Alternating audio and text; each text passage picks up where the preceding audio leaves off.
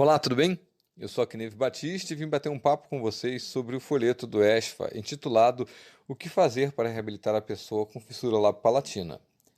Esse folheto, de uma maneira bem simples e visual, tem a intenção de dar o entendimento para que os responsáveis dos pacientes com fissura lábio-palatal fiquem a par do tratamento reabilitador do seu filho nos primeiros anos de vida, quais são os passos clínicos e os passos cirúrgicos para a reabilitação.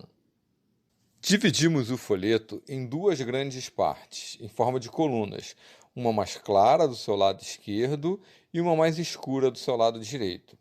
No lado esquerdo, falamos principalmente sobre as fissuras que atingem a face, ou seja, fissuras de lábio, uni ou bilateral, podendo ou não se estender até a base do nariz. E na coluna da direita, falamos sobre as fissuras que atingem o palato, o céu da boca.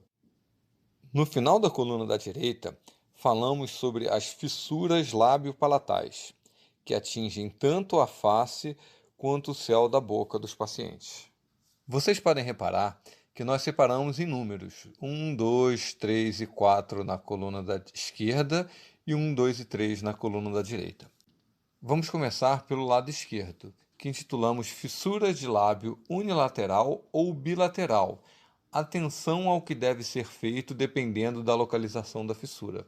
Então os números ajudam bastante. 1 para se for só fissura de lábio, 2 para se for fissura de lábio e filtro, 3 para se for fissura de lábio, filtro e asa do nariz, e 4 para se for fissura de filtro, lábio, asa do nariz e rebordo alveolar. Então vamos começar pela de número 1, fissura de lábio uni ou bilateral.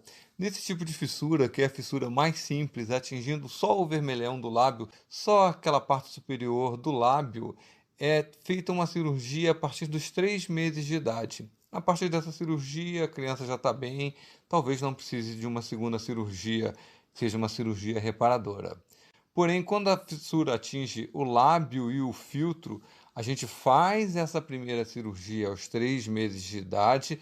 Às vezes, sendo bilateral, a gente pode fazer em um tempo só, aos 3 meses de idade, ou em 2 tempos, um lado primeiro e o outro lado no segundo tempo. Quando ela atinge o lábio, o filtro, dando alguma alteração na asa do nariz, quando ela é unilateral, nós fazemos de novo. Vocês percebam que a primeira cirurgia é sempre pensada aos 3 meses de idade. E ela pode ter uma segunda parte feita aos 6 meses de idade. E quando ela é bilateral, nós fazemos ela também aos 3 meses de idade, como todas as outras, podendo ser em 2 tempos também. Quando a fissura atinge o lábio, o filtro, a asa do nariz e o rebordo alveolar, que ela é a número 4, quando é unilateral, de novo vocês vão perceber que a primeira cirurgia é sempre feita, ou buscamos sempre que ela seja feita aos 3 meses de idade.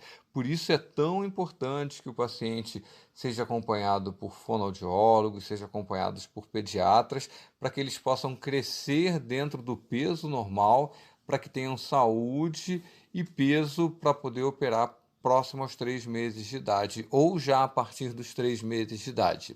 Essas fissuras que atingem até o rebordo alveolar e a asa do nariz e a base do nariz, elas talvez necessitem de um segundo tempo cirúrgico, sendo elas uni ou bilaterais, para que se faça enxerto ósseo alveolar.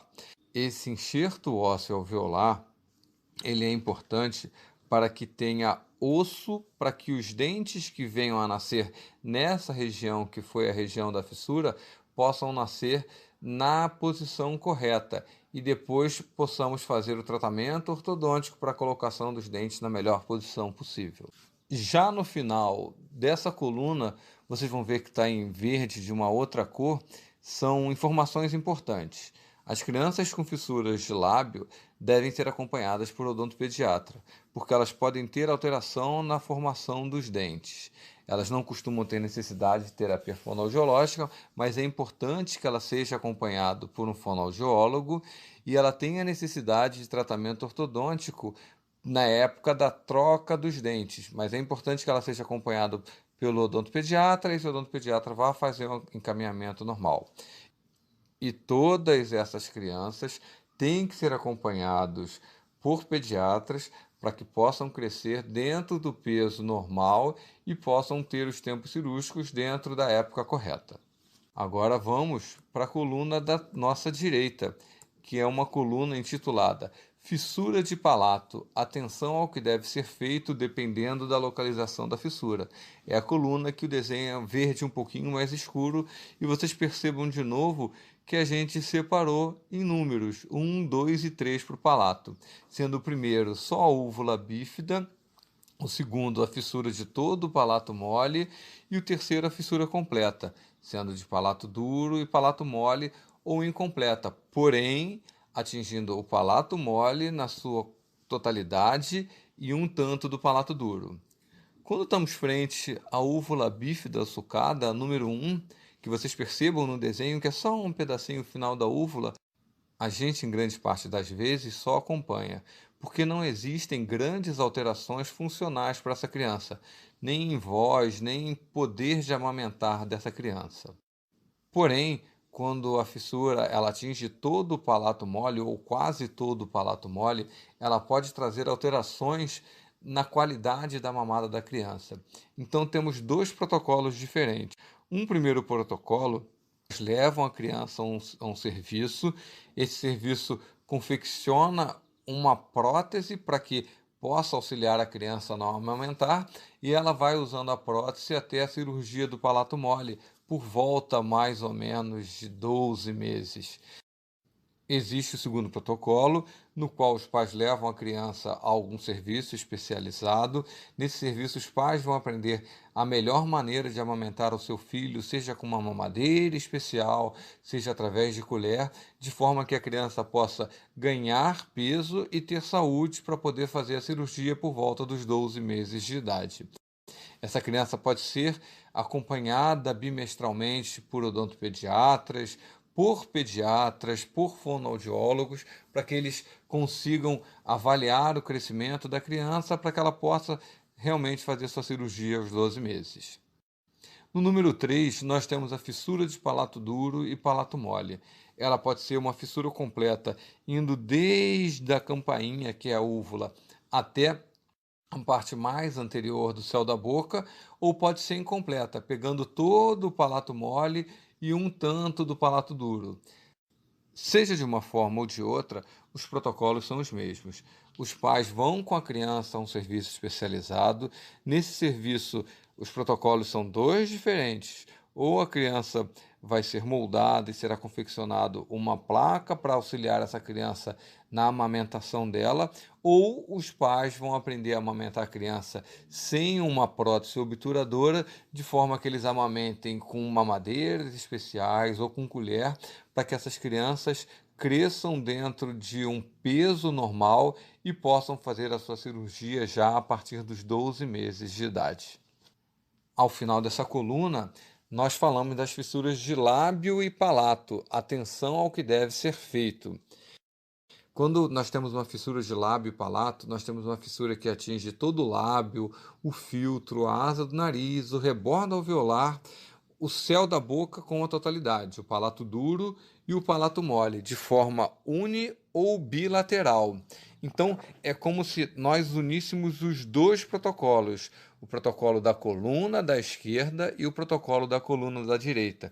Ou seja, se no protocolo da coluna da esquerda as primeiras cirurgias eram a partir dos 3 meses de idade e da coluna da direita as primeiras cirurgias eram a partir dos 12 meses, quando a gente une os dois nas fissuras lábio-palatais, nós temos de protocolo que as primeiras cirurgias serão a partir dos 3 meses de idade para correção do defeito facial e a partir dos 12 meses de idade para correção do defeito no palato. Ao final dessa coluna ainda temos o acompanhamento. O que é importante no acompanhamento dessa criança? Realizar o acompanhamento da fissura com dentistas, fonoaudiólogos e pediatras, para que essa criança possa crescer com saúde e possa passar pelas cirurgias na época correta.